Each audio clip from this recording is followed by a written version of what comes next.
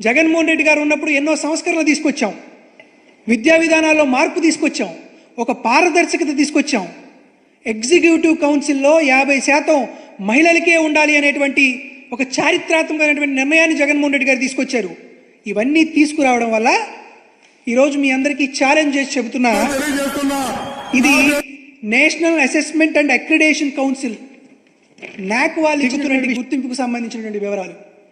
చంద్రబాబు నాయుడు గారు ముఖ్యమంత్రిగా ఉన్న 2018-19 దాకా 160 విద్యా సంస్థలకి గుర్తింపు వస్తే, జగన్మోహన్ రెడ్డి గారు ముఖ్యమంత్రి అయిన తర్వాత ఆంధ్రప్రదేశ్ రాష్ట్ర చరిత్రలో ఎవరికీ రానంతగా 209 సంస్థలకు నాక్ అగ్రిడేషన్ ఇచ్చినటువంటి వైనం.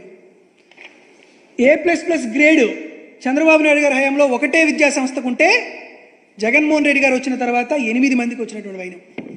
దీనికి సంబంధించినటువంటి ఈ నాక్ అగ్రిడేషన్కి ఈ ఫొటోస్ కూడా మీడియా వారికి నేను కూడా మీకు ఇప్పుడే విడుదల చేయడం జరుగుతుంది.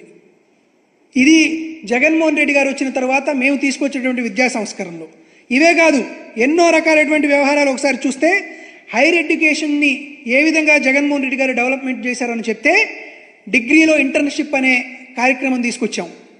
మైక్రోసాఫ్ట్తో ఒక MOU కుదుర్చుకొని 1,25,000 మందికి కొన్ని కోర్సులను ప్రొవైడ్ చేసేటువంటి అవకాశం కల్పించాం.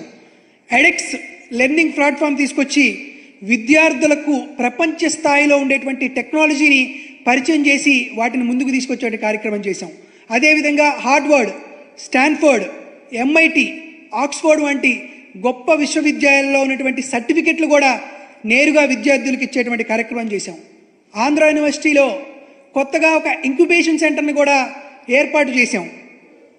యూనివర్సిటీలో నిజంగా మీరు ప్రక్షాళన చేయాలనుకుంటే, జగన్మోహన్ రెడ్డి గారు ఎప్పుడో వైఎస్ రాజశేఖర రెడ్డి గారి హయాంలోనే యూనివర్సిటీలో పోస్టులను భర్తీ చేస్తే, జగన్మోహన్ రెడ్డి గారు వచ్చిన తర్వాత 3,295 పోస్టులు భర్తీ చేయాలని యూనివర్సిటీలన్నిటికీ ఒక జీవో రిలీజ్ చేస్తే, తెలుగుదేశం పార్టీకి సంబంధించినటువంటి వారు, వారి సామాజిక వర్గానికి సంబంధించిన వారు కోర్టులకు వెళ్ళి ఆ భర్తీ నోటిఫికేషన్ ఆపారు.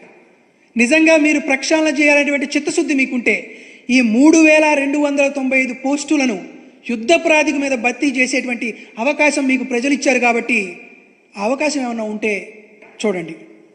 దాంతోపాటు కొత్తగా RGUKTలో కానీ, YSR architecture and fine arts యూనివర్సిటీలో కానీ, విజయనగరం JNTU గురజాడ యూనివర్సిటీలో కానీ సుమారుగా 700-800 పోస్టులు మంజూరు చేసినటువంటి చరిత్ర జగన్మోహన్ రెడ్డి గారికి దక్కింది. కాబట్టి మీరేదన్నా కొత్త యూనివర్సిటీలు నెలకొల్పి వాటిల్లో పోస్టులు మంజూరు చేసి విద్యార్థులకు మేలైనటువంటి సాంకేతిక విద్యను అందించే కార్యక్రమం ఏమన్నా చేస్తే, మీకు వచ్చినటువంటి ఓట్లకు కానీ, మీకు వచ్చినటువంటి సీట్లకు కానీ ప్రజలకు మంచి చేసిన వాళ్ళు అవుతారు. కానీ